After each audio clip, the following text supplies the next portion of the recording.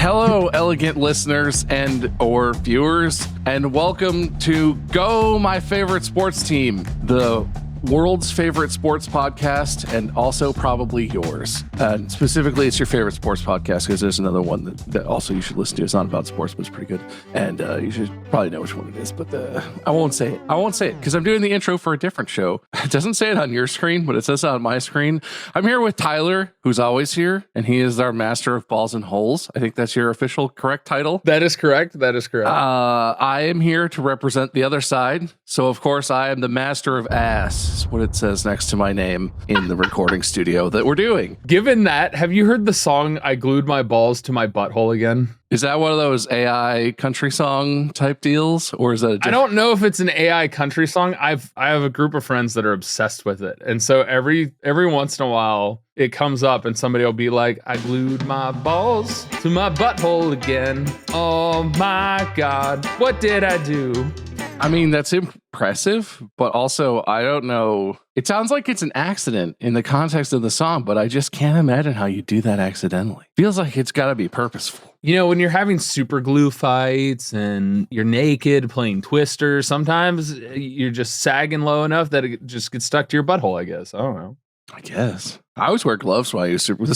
You don't mess around with super glue. No, you don't mess around with super glue. Cyanoacrylate is not a fun thing to get on stuff. And I know that from experience. Doesn't it like melt through nylon gloves or? It might. I don't ever use super glue for more than a couple minutes at a time. It's usually like I'm repairing something real quick or whatever. I'll wear gloves and then peel them off immediately. But if Mark was here, it'd be like, I only use it occasionally. You know, when I huff it. When I do the booth bouldering. There's only so many times you can use a utility blade razor to carefully scrape your skin off of a surface you've been glued to before you're like, I'll just wear gloves. I don't need to do that again, just in case I want to have fingerprints in the future. Who needs fingerprints? You know, it's not important. Anyway, I could probably get away with some stuff if I got rid of them, but that's not really like, if I'm doing that, I'd like it to be a choice I made and not a whoopsie that I did because of stupids. Anyway, that's this podcast. Welcome. Yeah. Yeah, we talk about sports here. The whole concept of the podcast is usually I'm joined by a non-sports knower, but Bob here does know sports stuff. A little. The idea is to open the doors and gateway for people to learn about sports, find passion in sports, and understand why people enjoy sports. And maybe you can have a conversation with somebody that you never thought you could about something they're passionate about. It's actually my favorite thing that I've seen from this podcast is like within the first month of us creating this podcast, Bob, somebody came on the Reddit, which is reddit.com/r/gmfst, and talked about how they were able to connect with their dad in a way that they've never been able to, and suddenly built a relationship with their father because they suddenly showed interest in sports and actually indulged something he was passionate about. That's really sweet. Yeah. So those are the things why I love doing this podcast is because I grew up in sports. I've loved sports my whole life. I've been embedded in sports because I needed an outlet as an energetic child. I've been able to connect with a lot of people and make a lot of friends through sports. And I realized with Mark blowing up on YouTube and all of you guys doing what you do, that there's a lot of people that don't know sports, and that as we go down this line, there's no gateway for people to learn about them as they get older if they weren't engrossed in it at a younger age. There's terms and jargon, and ESPN doesn't open the door. They kind of shut it. So even as a person who generally likes a lot of sports and knows a bit about a good number of sports, there are mainstream sports that I feel like I'm just never gonna like. Basketball in particular is one where like, I didn't play basketball as a kid, so I never got in on like the language and the into basketball at all. And I feel like nothing I've seen on TV, on basketball game, presentations or whatever, nothing brings me in. I turn it on and they're talking about stuff and and I'm immediately like, well, I have no idea what's going on and I'm not learning anything about what's going on. And that's a pretty mainstream sport. Like, I'm not saying I don't know how basketball works, but I don't know like what the positions really are or mean, or like what the offenses are or what the defensive strategy. Like, I know you play zone or man. I don't really know what that means. Nobody explains it. It's really awful to try something that's so mainstream that everyone's like, everybody knows how this works. It's really awful when you're on the outside and you're like, I would like to watch basketball. It's very fun. Like, as far as sports go, I like hockey. And I feel like between basketball and hockey, there's a lot of comparable things in terms of like it's fast paced, it's very up and down. It's not like football where you feel like there's 2 plays and then there's a commercial sometimes and it can be very slow and arduous. But I don't know a damn thing about it. And it's hard to learn.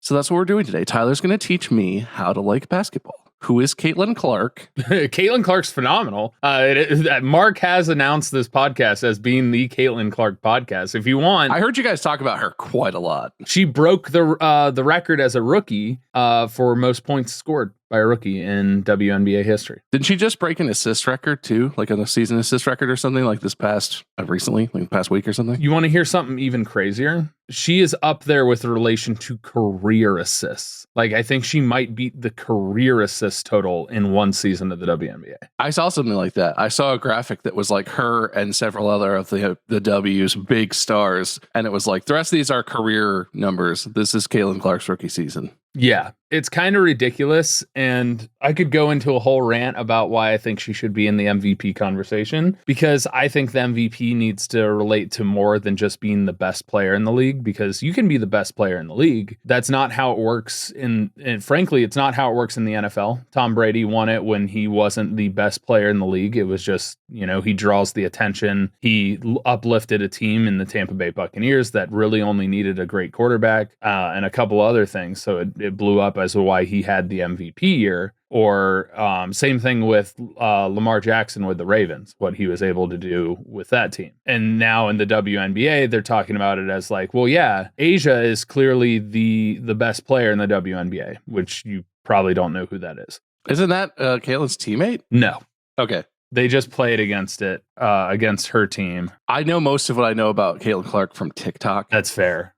TikTok blows up with Caitlin Clark. So it's interesting. I mean, I certainly, like I said, I don't know about basketball. I would never have known anything about the WNBA except that Caitlin Clark is like a huge media figure now. And it's very fascinating to watch all of the everything about her and the back and forth and the way she gets flagrants every game and elbowed in the face and all this stuff. And it's weird. I would think if I was a player in a league and if some new rookie came in and suddenly we're playing at the Staples Center instead of in a college arena or whatever, like we're on TV, suddenly we're flying private jets to games and stuff because suddenly the league is a big deal. I would think that would make me pretty psyched about it, but I don't know the interpersonal issues that are going on that seem to be between Caitlin and everyone else in the WNBA, and also anyone who thinks about the WNBA. There's a lot of shit talking. There's a lot of envy, and there might be a little bit of racial tension that goes along with it as well, and some other things. So it's complicated. It's very fascinating to watch on social media.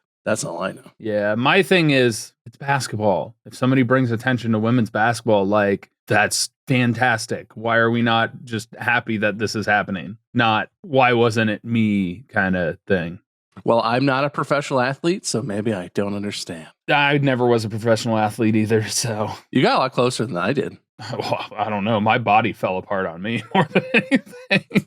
Yeah, but like I didn't even play in college. You played college sports. And in the sport that you were in, that's basically the next level before becoming pro, because there's not, I mean, even if you play in the AFL or in like the Canadian League, technically those are pro leagues, even though it's not the NFL. Like, yeah, you're pretty close. Well, I mean, minor league baseball is technically still professional baseball. It's just you're in the minors, right? So really those programs are kind of like, in the grand comparison of market share, minor leagues for the NFL. But hey, Kurt Warner did it. Great quarterback, great career. But speaking of football has this glorious thing that exists called halftime. You know what happens during halftime, especially in college? Bunch of old dudes talk, and I don't care. Oh, well, that's the NFL, right? We don't care.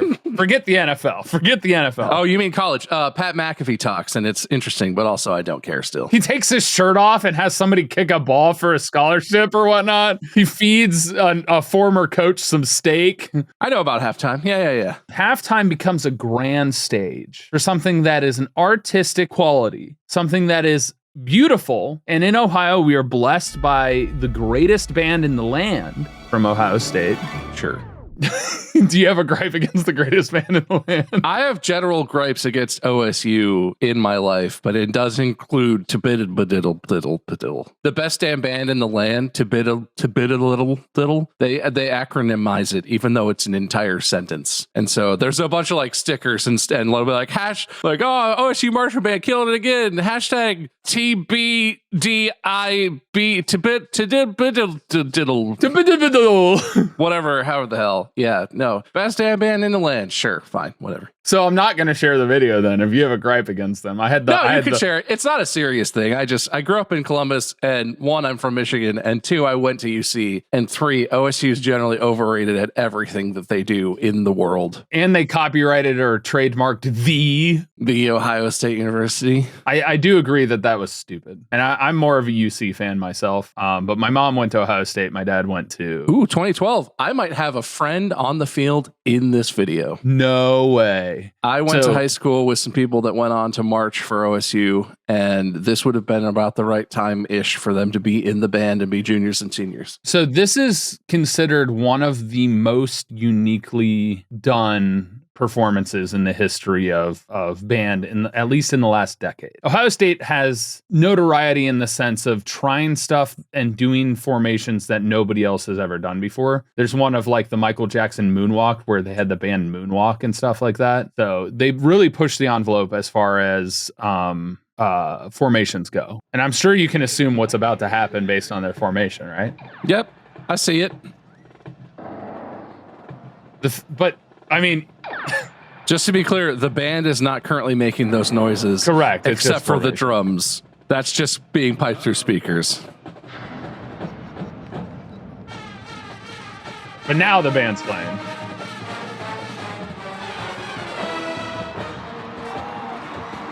And now it's Pokemon.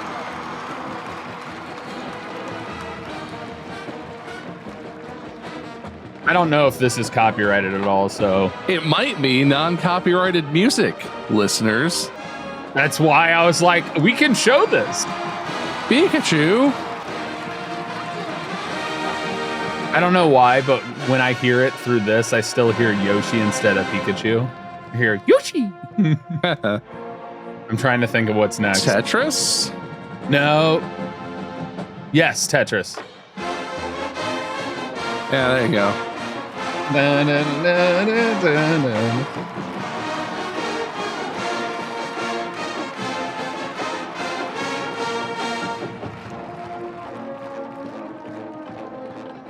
mean, it's very unique. Low brass is behind. Low brass is behind.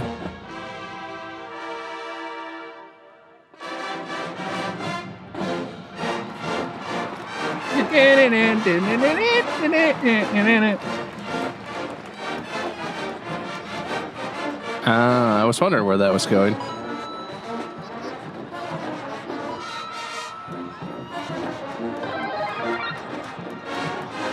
That's the wrong sound. That always bothers me. They do the mushroom sound and it's the star, and I'm like, come on!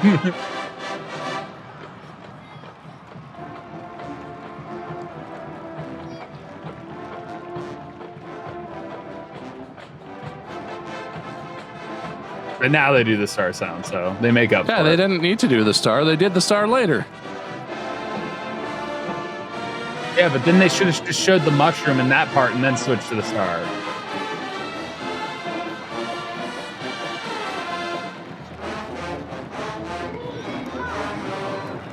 I mean, doing the Mario face is pretty sick.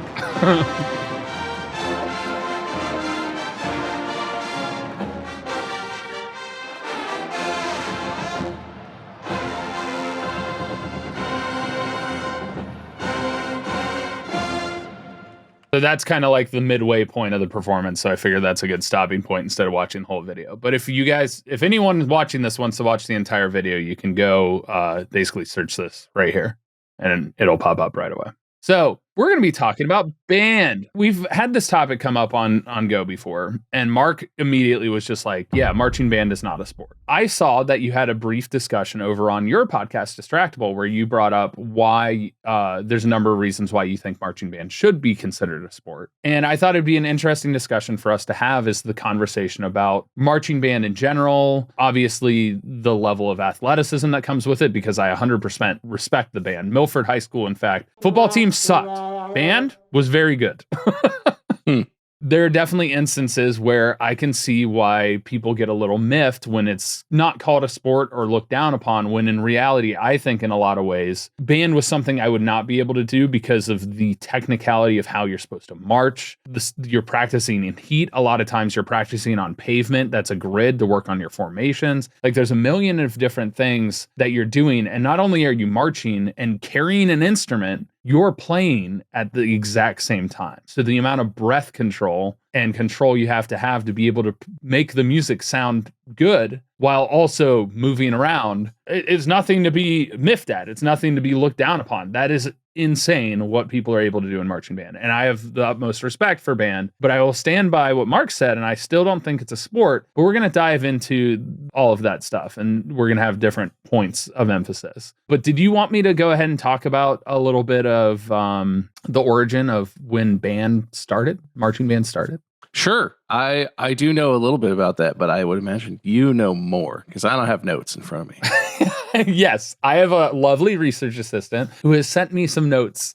So this is my first time putting my eyes on it, to be completely honest, because I haven't had time. But marching band apparently started back way in ancient times in the sense of armies used drums and woodwind instruments as signals that could be heard over the noise of the battlefield to command soldiers. And still to this day, I believe the U.S. military employs the most musicians out of anybody in the world. I would believe that. There are an absolute shitload of military bands around the country of all different sorts, bands and orchestras and general musical groups. 100% believe that. So the earliest records of marching band were from the Ottoman Empire in the 1200s. As they swept through northern Africa and the Middle East and southern Europe and brought their marching bands with them as they went to war. And by the 1700s, marching bands were part of many armies, and marching songs would help keep up morale when troops needed to march long distances on foot, also kept them rhythmic. And in a way, I think that kind of helps tracking, because if you're marching at the same rhythm, you can hide your numbers by stepping in the same steps as the people in front of you. That's a little known fact. Like many sports and activities, marching bands became a popular sport outside the military, and now most high schools and colleges have marching bands. Interesting that it's calling it a sport here. That's fascinating. Unfortunately, one of the drawbacks to it, there was never an official single governing body for marching bands, except for some high school and college levels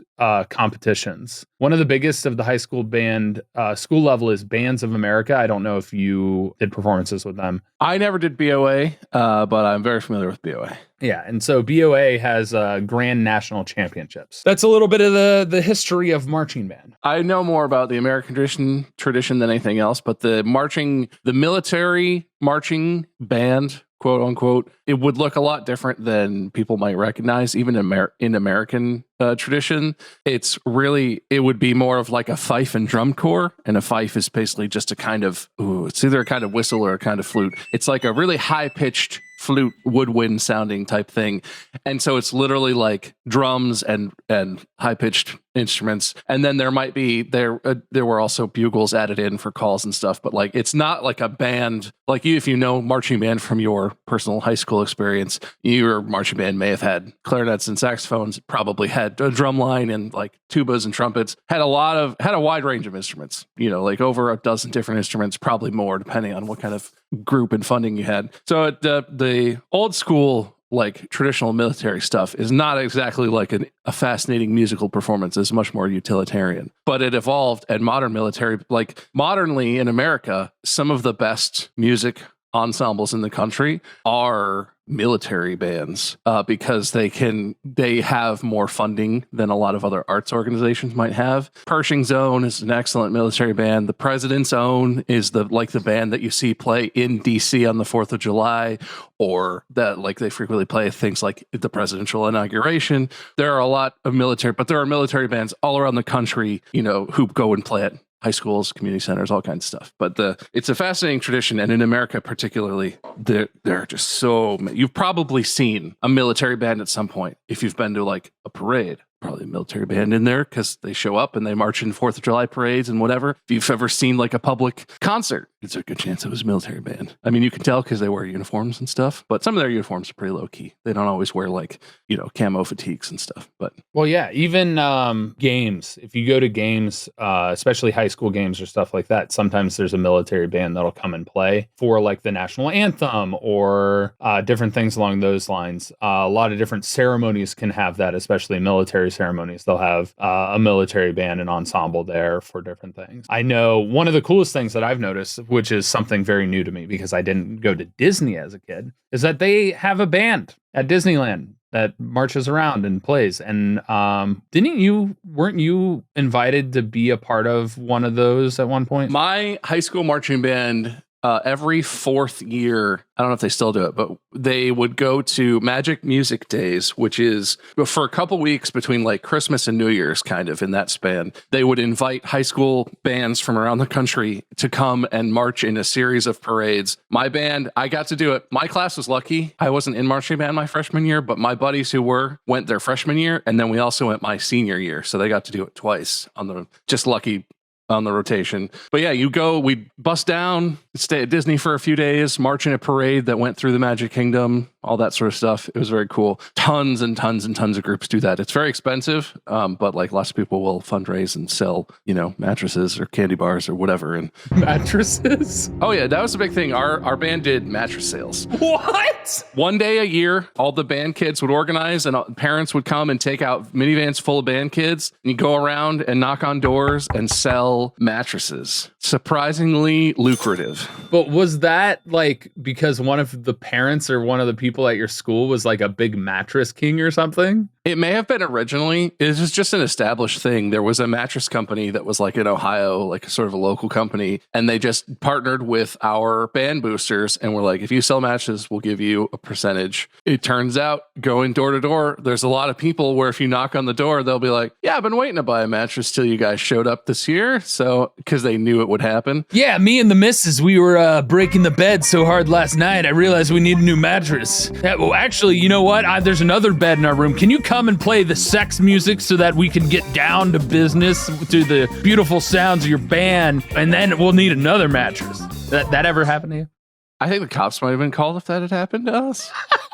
I mean, maybe if they paid enough money, it might have been, who knows what the band boosters would have been in for, I guess. But no, mattresses, man, surprisingly good. Turns out a lot of people will use the same mattress for like 20 years, and you're not really supposed to do that. And you have no idea what you're missing out on until you're like, maybe I'll get a new one. And then it's all comfortable and springy and not filled with your flesh juice and flaked off bits. Aren't original spring mattresses like 5 years? You're supposed to replace them like every 5 years or something like that? Yeah, it's like 8 years is like the max life is what I've heard. And that's if you like rotate them and flip them, which I don't think anyone does. Did you know you're supposed to rotate them and also flip them over? Well, some are not double-sided, but old school mattresses are just the same on both sides. Supposed to do that. I don't know. I never did that I recall in my entire life until I got into my 30s and had like a mattress sponsorship because I was on a podcast. And I was like, oh, you're supposed to flip it over. Oh, God. You mean I'm not supposed to sleep in the enormous divot that's grown into my bed because I sleep in the same spot every night of my entire life in this one thing? Well, when you buy a mattress, they tell you to rotate it and flip it.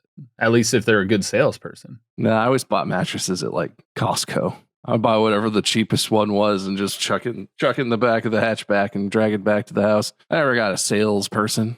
Anyway, that was a good moneymaker for the bands. But yeah, the Disney Magic Music Days, it was fun. It was kind of like a bougie trip because it really was expensive because it's like you got a bus down there, you bring all your instruments, all the kids get put up in hotels. But we were lucky and it was very fun. But also working for Disney as a musician, great gig. I had a lot of friends who were like singers, who sang in barbershop quartet, who walked around Main Street Disney, or who played in a jazz thing somewhere in one of the Disney parks, or what. There's lots of great music gigs at Disney if you're a musician who's trying to find a summer job or get a paycheck after you graduated and don't have anything lined up.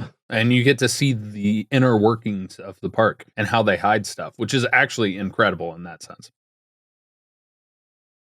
We're about 30 minutes into the recording already, and we need to have the conversation about marching band being a sport or not. I fully agree there's athleticism. My thing is I've always said that it leans more towards art. And part of that, one of the biggest things that came up during the research was the scoring with relation to marching band. And apparently is that the weight of the numbers places 60% of the value of their score on the music itself, while 40% is on visual, as well as 60% on general effect and 40% on performance. And so to me, when you lean that much into the music, it's hard for me to say that that is going to be a real athletic competition or something that could be unbiasedly judged, especially since all of the bands, it's not like they all play the same song. That would be really boring to watch if you were ever doing that from a judging perspective and going to an event where everyone plays the exact same thing and does the exact same visual performance, because that doesn't showcase skill. I don't see anything with relation to the judging that makes it unbiased. I don't see any degrees of difficulty scoring that's based off of the performance or what is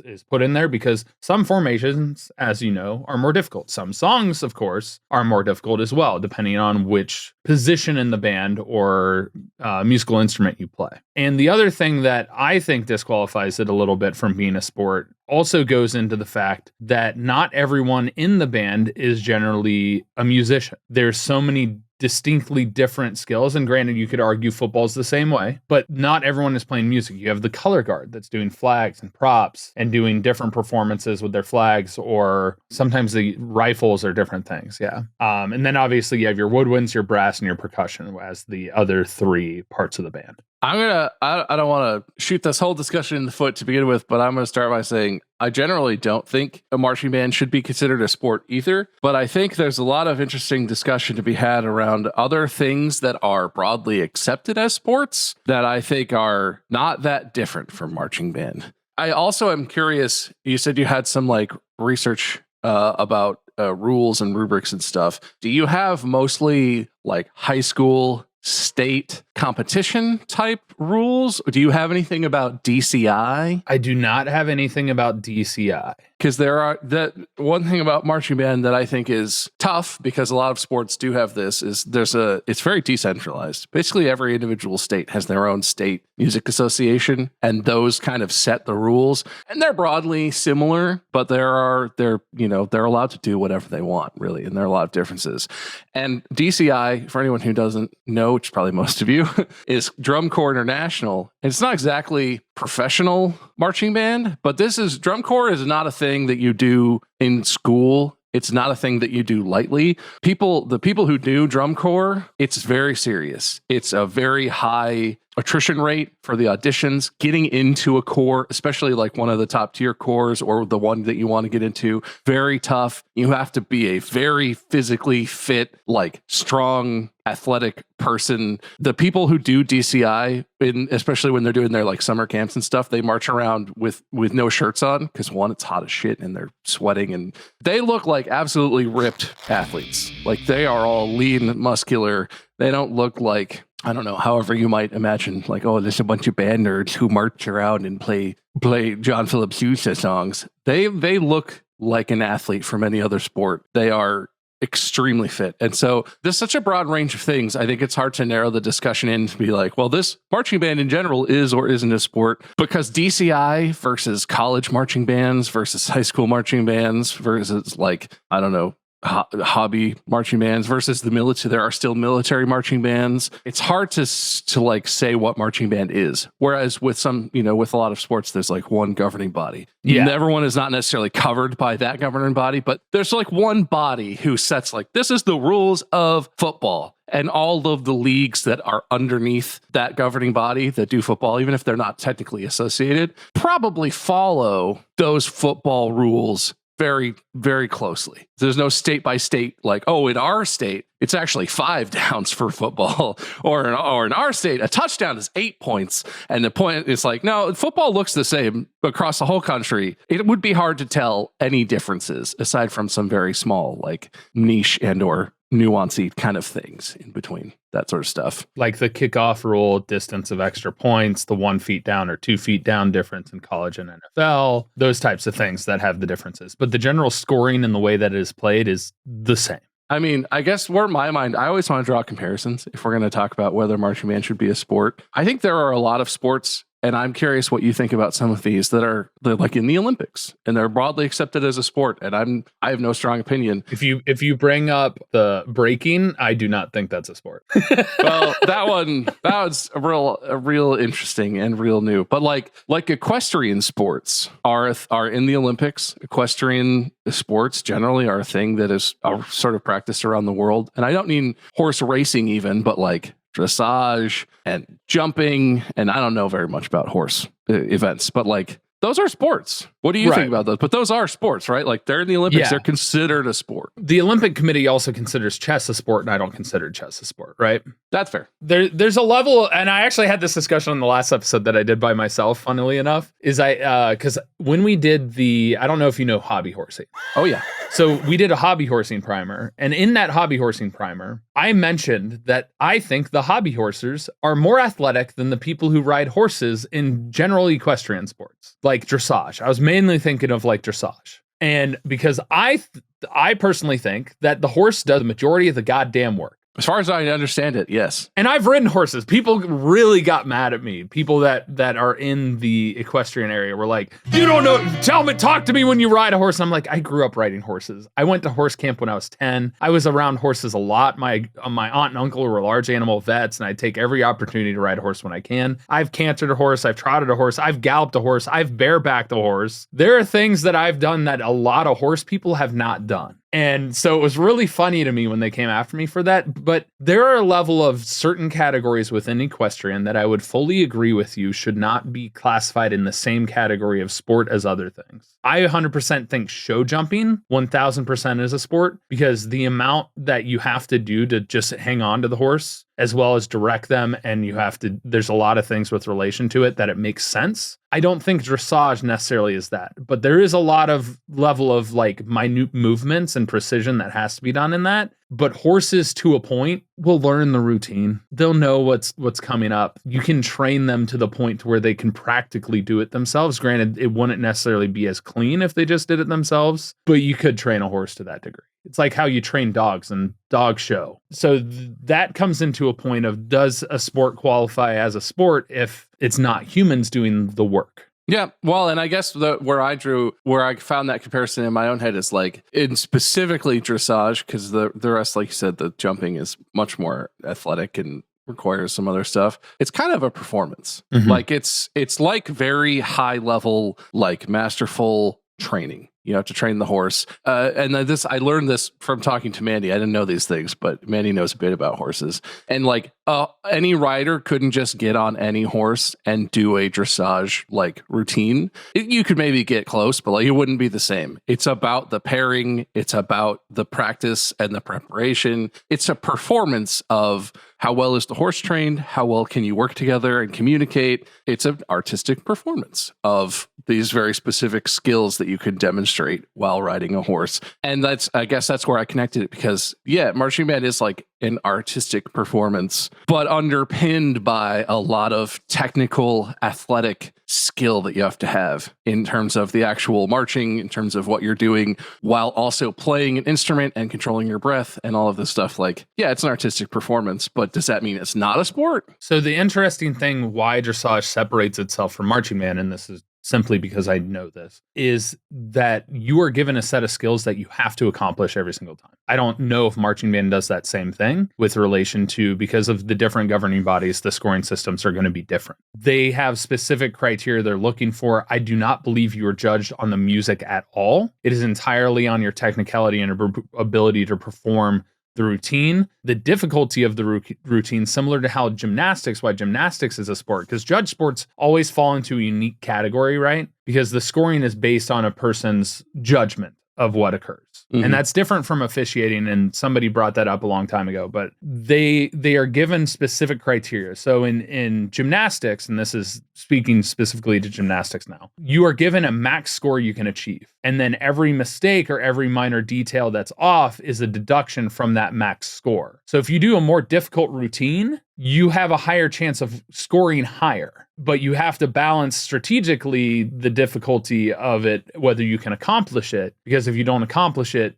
all of a sudden you get so many deductions that it's not worth as much as doing something easier at a more close to perfect level. But I do know dressage, every dressage competitions, they tell you specifically certain techniques that you have to do, and then they leave some of it open to where you can add more difficult things or do something a little bit different. And then part of it is matching to the rhythm of the music as well. So music selection does come into play, but it's not specifically judged on your music selection. I honestly didn't even know there was a part of it that was judged on I thought the music was sort of just a backdrop. I haven't watched a lot. I've basically only watched it casually in the Olympics. I never noticed that it was synchronized to the music in a particularly meaningful way. Like I said, I don't pay that close attention. So. That part was me embellishing a bit that I don't know if it's accurate, but I think that's interesting. I always find that, and in gymnastics too, they always play music during like floor routines. Women's floor in particular, men's floor, they don't. And it drives me nuts. That's true. That's true. But yeah, they do, like, you clearly, some of the moves are like synchronized to the music, but also I don't think that means a damn thing. I think that's just them like having fun with it. I need a reason to do this big ass flip thing, land, and then move 10 feet this way. So I'll just dance a little bit. Well, it probably actually helps them stay on point and keep the rhythm down, because also in dressage, the riders do shift their weight in their stirrups to help the horse with balance, because you're a dude or a lady or a person literally just on the back of a horse adding weight to it. Like, where you shift your weight matters, especially with jumping and with dressage, because the horse has to keep balance with you. And so that's why the pairing is also important, is because you have to understand how the horse wants to balance, and over time get a feel for it that makes sure that you don't over lean or something like that to put too much pressure on the legs of the horse, which could cause injury. But go on. Is there another one that you want to bring up, another sport? Well, so all of these, we're sort of touching on them. The other thing about the competition of marching band is that it's judged. And I agree with you that there are not prescribed like skills. There's not like a set of things that you have to do in each marching band performance from the adjudicating body, but there kind of actually are. And I haven't done marching band seriously since high school, so it's been 18 years for me. But even back then, there were things that was like, you're expected to do this. You're expected to do a big push where everyone the whole band lines up in some formation. Could be simple, could be complicated, and you all slowly march forward towards the stands at a very dramatic or impactful part of the music. And at some point you might snap your horns up to the box, which is kind of a big move. Like to the box is where everyone points up to the back of the bleachers. You're expected to do a big 4 to 5 segment, which is 4 steps to travel 5 yards on a football field. Which, if you could imagine, that's quite large steps. It's very fast. Frequently, you would do a 4 to 5 thing in a very complicated thing where people are going in opposite directions, so it looks real crazy, or people are doing like boxes. So you're doing 4 steps in 5 yards, turning 90 degrees, 4 more steps to travel 5 yards. Which is insane. It's meant to be. This is a physical feat. It's not at all in a specific place where it's like you have to do this and that, but if you want to win, you have to there are things you have to do. And those things evolved. When I was in band, my marching band program, we didn't do Bands of America. We always just did our state competitions. And then we did a lot of like invitational ones to prepare for the state competitions. But in Bands of America, there was a whole new sort of like thought about how marching band should look. When I was in marching band, we never had like big boxes on the field that band members or color guard members could climb up on top of, or like big props, like 10, 15, 20 foot tall things where it's like it's standing up or it's laying on the field, like big set pieces type thing. Bands of America really brought that in terms of philosophy. Bands of America was like, you use props. Props are good. Big boxes, people marching up on top of like platforms or standing on something and being sort of pushed. Like very like stage play, almost kind of presentation stuff, and body movements too. The only body movement I ever did in marching band, I think, was stand, legs apart, everyone horns up high, looks very cool and dramatic. But in more modern marching band stuff, there's like everyone is sort of doing not a dance per se, but like a specific move. Like the whole band does a wave and it goes through the band, or the whole band is like, doing some specific thing, or putting your instruments down, or like there's a lot of complicated stuff, and if you don't do those things, you don't win the competition. So it's not the same, but I think that's interesting. What I think happened is one person did it and they got bonus points for it because somebody thought it was cool, judgment wise. And then somebody was like, well, how can we innovate? What can we do? And so they did another thing that wasn't, they've read the rule book and it's like, it doesn't say we can't. And so they just did it. And then all of a sudden the judges were like, whoa. And so they stood out, right? And that's the biggest thing, is you want to stand out. And so I think when you go into that way, there's a level of like, okay, so you're innovating, you're pushing the boundary. There's a lot of different things that you do with that. That's very interesting. I never thought about that, and I haven't watched any Advance America thing. But that also equates itself to another thing, is it's not a specific scored thing. So there's not a specific move. It's something that makes you stand out. And now everybody's doing it because it's like, how can we make this cool thing different and stand out? Which to me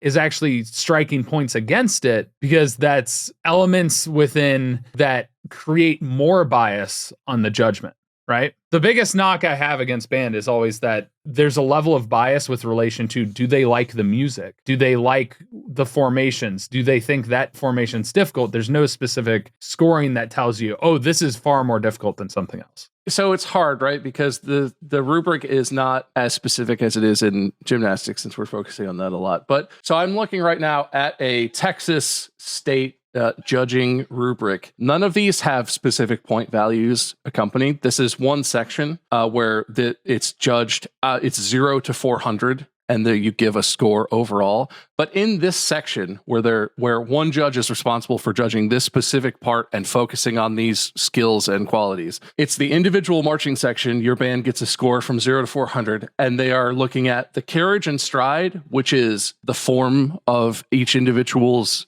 step, when they're stationary, when they're moving, how they hold their instruments and equipment, whether their posture and their position is good and uniform, uniformity of foot placement, and general, like when you're standing at ease, does everyone look uniform? When you're how uniform does it look? Stepping in time, uniformity of body movements in general, including performative movements. Also, this judge is looking at the execution of fundamentals, which includes pivoting, turning, facings. Is everyone turning the same way, turning the same amount? Are they all facing in a uniform? Like, there are all of these things that are specifically looked at, including manipulation of instruments or equipment, which is like body movement, performance type things, and other body movements, as well as recovery from errors, because people fall down. Like it's there are lots of funny videos where someone falls and the whole section falls, but like there's always a thing. The field is uneven, your shoe comes untied, whatever. Recovery from error is also part, and this is one of, I believe, 6 judges on the field during the performance as it's judged. This is their section. This is all they're supposed to judge, and they give one score for all these things. But each section has a list of things like this where it's like, okay, well, this judge is doing the drill. So, and the drill is, I think, usually like also would be called the color guard, I think, based on what this rubric says. The drill, because they're doing rifles, flags, other objects rhythmically in time with the music. Drill is the military name. If you've ever watched like the people who flip their guns and toss them in the air, it's the same thing. Color guard does that same thing. So drill's just another name for it. So anyway, it is different. I'm not saying it's not, but like, are those specific enough prescriptions to say that the judging has some form of objectivity to it? Or do you still feel like, even with these specific things on a rubric where you are told what to focus on and you're analyzing something based on it's sort of objective, ideas about, is it uniform? Do they, like all of this sort of stuff? Is that closer to sport? 1000%. That would push it more towards a sport for me, because that is specific criteria that's looking at to try and eliminate the bias of the judge. And you're looking at specific things. The hard part about that, though, it doesn't equate difficulty, right? Because if you do a formation that's closer or quicker or stuff like that, it doesn't give you more points based on the more difficult thing you're doing. And sometimes there are things that are far more difficult, and you would know this more than I would, but there are some things that are far more difficult that don't look as cool necessarily visually, but it's like, oh shit, like one person falls, we're fucked.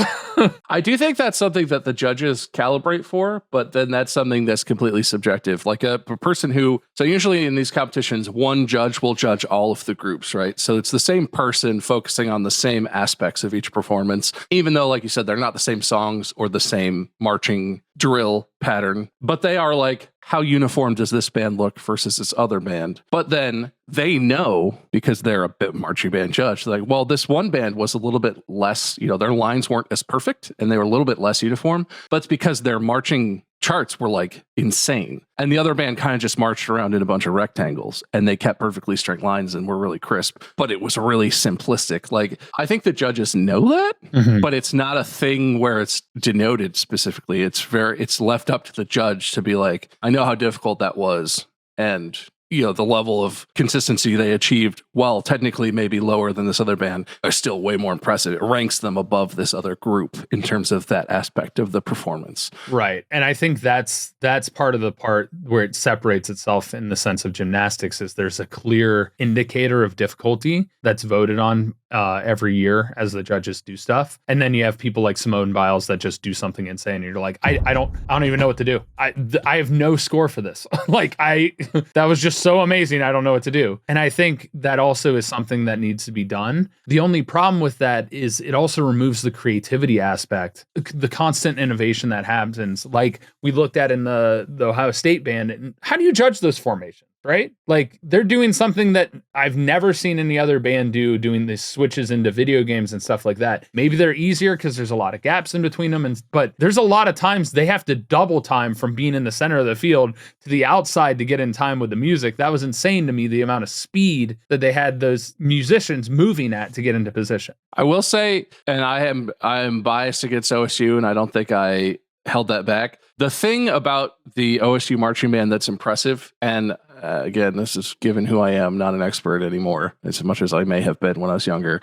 Their show, if you compared an OSU marching band show, their best one, whatever you think that might be, one of their best, to a Drum Corps International, to a Carolina Crown show or a Blue Devil show, if you looked at them side by side, OSU would look like a high school band. And it's not to say that what they're doing is not impressive, but the thing about them that's cool and impressive is they do a different show for each football game, which means that in like a week, they go from, okay, we just did the video game show. Next week, we're doing like a prog rock, like, whatever. Michael Jackson moonwalk show. We have to learn all these new songs. There's 8 to 10 songs potentially, or 6 to however many songs. We have to learn all this music. We have all these new charts. We're not marching the same formations anymore. And we have to go from, maybe we worked on this over the summer in camp and we haven't touched it in a month or 2 months or however long. Or maybe we're basically learning from scratch this new show and we have to put it on Saturday at halftime. It's very impressive that they do so many shows. Because in high school, we did one show. For the entire season, every football halftime,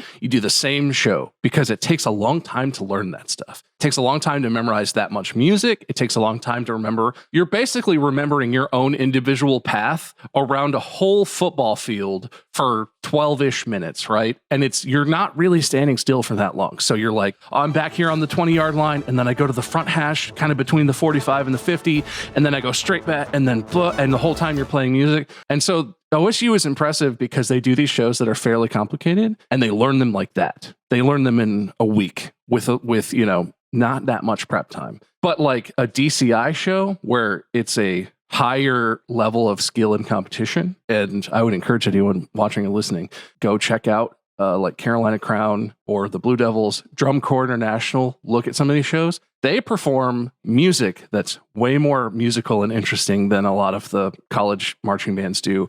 And they perform charts. They perform the marching they do is way, way crazier and way more intricate. They have delicate curved lines that like mesh into each other. I've seen some of that. It's like, it's a different purpose and a different amount of preparation time, but it's also a different result. And so I think if we're talking about it as a sport, DCI is almost like professional marching band. Right. You actually pay a lot of money to be in a corps, and it's an incredible amount of time commitment, and it's expensive. But as far as I know, that's like one of the highest levels of marching band artistry and competition. And the point of it is to win. You want to be the best corps. You want to get to the final competition and win and be the top corps with the coolest show. So it is very like sporting in that way. Again, this gets back to marching band has no governing body. There's no sport of marching band. And anyone who wants to can make their own adjudicating body and be like, well, ours is just a competition. And here's all these specific judging points. And I wish I had it in front of me. I don't actually know. I think DCI has more specific things that they do judge on. They probably do. Than like a high school band competition or that the college. I don't even know if there are college band competitions, but yeah, I believe there are. Their judging is probably more like high school and not so much like DCI, where there are all these very particular and precise things that the judges are looking for and analyzing in the performance.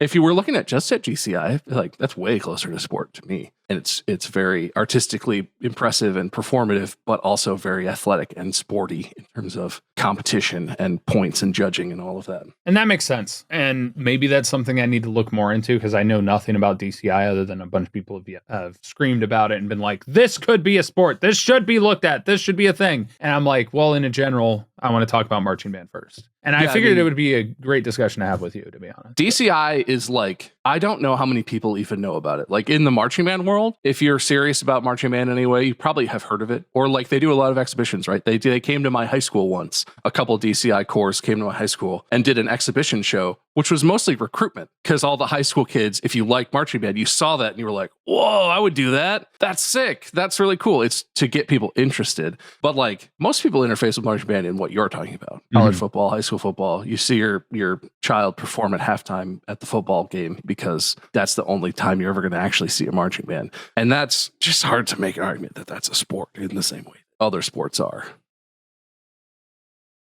Before we wrap up, I want to touch on the thing that you talked about on Distractible, right? And that's the relation to the fact that your argument for why it should be classified as a sport, it has less to do with the fact that it is a sport, but more so with the relation to protecting it with regards to funding. And this is one of the most interesting things. And that argument in of itself compels me to want it to be adopted into the Athletic Association, because I truly believe, and it really bothers me, that when schools get their fundings cut, primarily because, and multiple times it's been ruled that funding for schools is against the Constitution in the United States, and they have not resolved the issue with relation to how schools are funded. And most schools are funded based on property taxes. And that's not really fair, because then nobody gets a good education in a less valuable region of the world, right? And also teachers are underpaid and a million other reasons. Well, it's funny. It turns out quality of schools has a lot to do with property taxes because it has a lot to do with property values. So it's a weird cycle of, less funding for schools lowers property values because the schools are worse, lower property values, lower property taxes. Schools get worse because the schools don't get any money. There's all kinds of socioeconomic impacts around how schools are funded and what that means for different communities. And then people also don't want to move there because the schools aren't good and they want to raise their kids where schools are good. So then it's a cyclical, self-fulfilling prophecy of you suddenly get these really great schools and these really bad schools. And there's no way, there's not really advantages to be able to rise out of that particular thing. But anyway, getting into the relation to cutting of sports. And this is the most interesting thing. And you have a valid point. And it's why I've always had a gripe against football and basketball and the money-making sports that exist, and why there's so much issues going on with the NCAA. But with relation to that, the most sad thing, and it's a thing that really, like, I knew was happening, but was less aware of it, is when funding gets cut, the first thing to go is not sports, it's the arts. That's theater, that's band, that's music, that's all of that stuff. And to me, that's depressing. And I think that's absolutely fucking ridiculous. Because to me, I think music and arts offer the same thing to students that sports do. And the reason a lot of times do it is because people go to watch sports.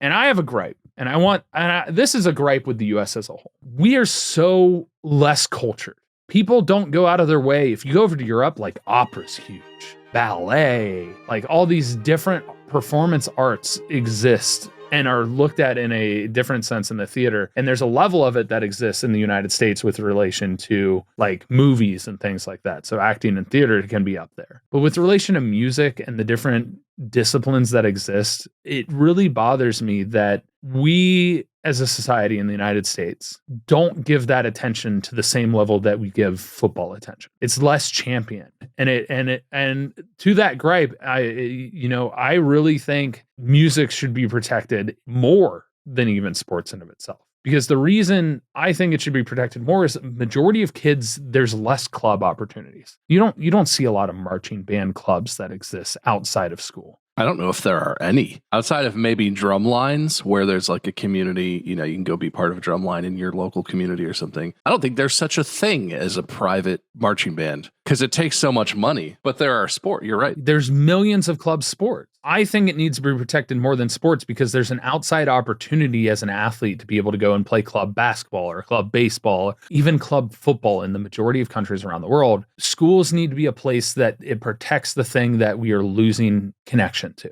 And so on that sense, I think that reason is compelling enough to be like, okay, adopt it into the athletic department to protect marching band, to protect music, to protect those things. But I will say this, as a person who played water polo in high school, we got cut before the band did. Our funds for travel and stuff like that. And we went and won a state championship. And that's not to say that bands don't go and do the same thing, but we won a state championship or made it to the state final four. And the very next year, they're like, by the way, you no longer have buses to go places. You no longer have this. You no longer have that. And so the parents had to step up. And so to that degree, I think there's something to be said about the caliber that music brings to kids in the same way that sports does, and in a uniquely different way to learn something and to expand their horizons. Because in a lot of ways, there is a similarity between musical performance and sport. And one of the biggest things is it crosses all culture. Music is one of the most identifiable things for people across the world. Sports are one of the most identifiable things across the world. They're recognized in the difficulty, they're recognized in the skills, and they're recognized for what they are. And so in that way, that's why I wanted to do this episode more than anything, was to highlight what marching band and music give to. Well, and the funding is interesting.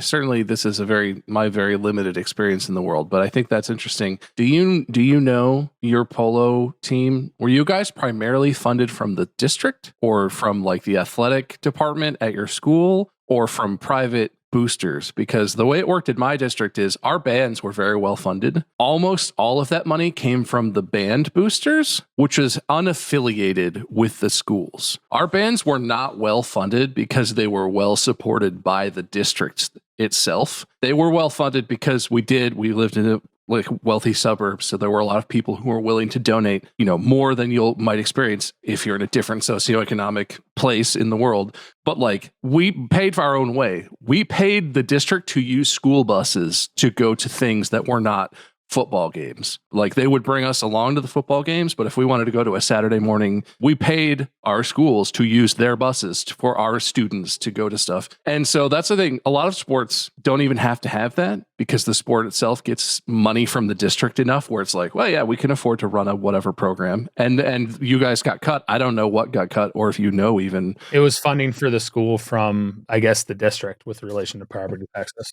In my band program, if the school had cut its funding, we might have seen a little impact, but we paid our own stuff anyway. That's why we sold mattresses, right? Sold mattresses, we sold candy bars. We had large like families, if there was a company whose son was in the band, they were often a large sponsor and would provide things or just money or whatever. Like, band programs are frequently primarily funded by the parents or outside sources in America, as opposed to even smaller sports who might get cut, like your team got cut when they made budget cuts. You're still primarily funded directly from the school. It's just like a value statement, right? And it's getting back to, I think, what your bigger point was. It's like, sports and music are not the same in a lot of ways, but the point of all of that is to enrich the students' lives. There's a big problem I have with the NCAA. The mission statement of sports in America is to enrich your education. That's why sports are allowed to be at public universities. That's why you're allowed to spend $7 million of public money on a coach for your football team at a public university every year, is because, in big sarcastic air quotes, it enriches education. It doesn't. If you play on a football team at a Big Ten school, there's a very strong chance you got a worse education than if you just went to that Big Ten school and earned a 4-year degree and got the best education you could. It's a load of horse shit is what it is. It's become a load of horse shit. Yeah. Yeah, that's fair. But if we actually care about enriching education, music is invaluable. Music expresses things that are otherwise inexpressible. Sports are invaluable. Learning how to be a team, learning what it feels like to win or to lose, and then learn how to come back from that. All of these things are invaluable skills. And there's no, I don't think there's a fair value judgment you could make to say well, football is more important than band. I think it depends on what the students need. I think it depends on how you view enrichment. I think it's a load of horse apples that sports are viewed as a thing that enriches education, when frequently sports are a thing that causes traumatic brain injury or cause children who are 16 years old to need shoulder surgery or knee surgery and never be the same for the rest of their life physically, not even get to play in college because of, they gave their whole life to the sport and the sport chewed them up and then was like, you suck now. And bad coaching that emphasizes the wrong thing. Yeah. Yeah, like that. There's a lot of enrichment to be had, but that's just not in broadly in America, just not the truth. And I think it's crap because there's a lot of money that goes into all of this stuff that could do a lot of really good things. There's a lot to be enriched from in sports in terms of your education and who you are as a person. Being on TV and earning your school $30 million in TV advertising contracts does not enrich the player's life. It does not make them a more well-rounded person. It enriches the pockets of the institution, or even worse, pockets of individuals who are in charge of these things who get, whatever. That's like corruption, and I'm not implicating anyone specifically, but my point stands. It's horse apples, and I'm with you. That's a valid reason in itself to lump music and the arts in with the athletics and say, this is not the athletic commission or whatever anymore. This is the Education Enrichment Commission. The purpose and mission of which should be to make sure that all these students that we're in charge of and responsible for get the most out of our schools that they possibly can, including all of these things that could make them better people, could improve their lives, could do all of this great stuff for them in sports and music and the other arts and everything. Well said. It's also why we don't focus on the big sports when people are yelling, why haven't you talked about this and that? It's because I want to focus on the sports that enrich us, not the sports that necessarily make the dollar amount. Yes, I'm a football fan, but I also played football in college and my body still feels that. I didn't even play football since I was a sophomore in high school, and I still have a messed up shoulder. I thought I was going to play in college, and I probably could have, but I would have needed a surgery. It's crazy that kids will give up their bodily health at the age of 14, 15, 16, whatever, for a school sports team. Anyway, I feel pretty strongly about this. Well, this is also why when I have a kid, I'm going to push them away from football. But if they really want to do it, there's a good coach, I might let them. But for the most part, I'd rather have them play water polo or swim or play baseball or, something that isn't going to traumatically affect your brain.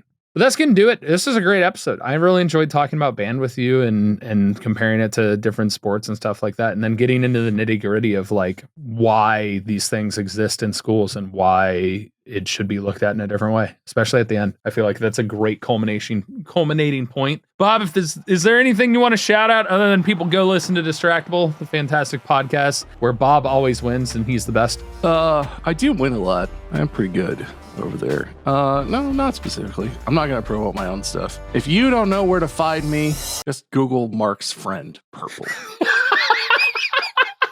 If Wade said that, I feel like it'd be followed with a fuck you. No, Wade would say the exact same thing, but he'd say, Google Mark's friend, bald. That's our defining character. Actually, I guess if he's bald, I'm probably fat, which is fair, but any of that'll find Mark's friends. What am I then? Mark's friend, curly hair. Mark's friend, sports. Mark's friend, sports, maybe. But anyway, make sure and go check out Distractible. Go check out Bob and all the places. If you want to support the podcast in a monetary way, we do have merch. store.gmfst.com is available for you to go ahead and buy a shirt like this, as well as some other stuff that'll hopefully be up there soon. If you want to contribute to the podcast, giving episode ideas, which is this one came from a number of people saying it, go ahead and go to the subreddit, reddit.com/r/gmfst. You can do episode ideas with the proper flair. You can accuse me for mistakes. You can give me news that I can read out and give you credit for. So please do, especially if you're overseas or looking at something internationally, because it's hard as hell to find international sporting news in the United States. There's so much sports in the US that they're just like, yeah, fuck the world. We just care about the US. So please enrich us. Share us. Dude, you guys should do an episode about netball. You see netball? Netball, yeah. Dude, netball. I find it really weird. It's interesting. I think it's very interesting. The fact that you can't defend the shot, it's just weird. It's very interesting. Weird is a word I say for very different and unique, but we'll have to do an episode on that at some point. There's so many like people are still yelling at me about lacrosse, a million other things. So it's pronounced LaCroix. Yeah, LaCroix, horrible seltzer. Ugh. But I don't like carbonation, so I'm biased. Anyway, we'll see you when you see you. Maybe Mark will be back and abandon me. Oh, I do have a cool thing that I'll show you after we finish recording, Bob. They're not allowed to know, but it's something really cool. You'll be happy about it. Losers. All right, bye.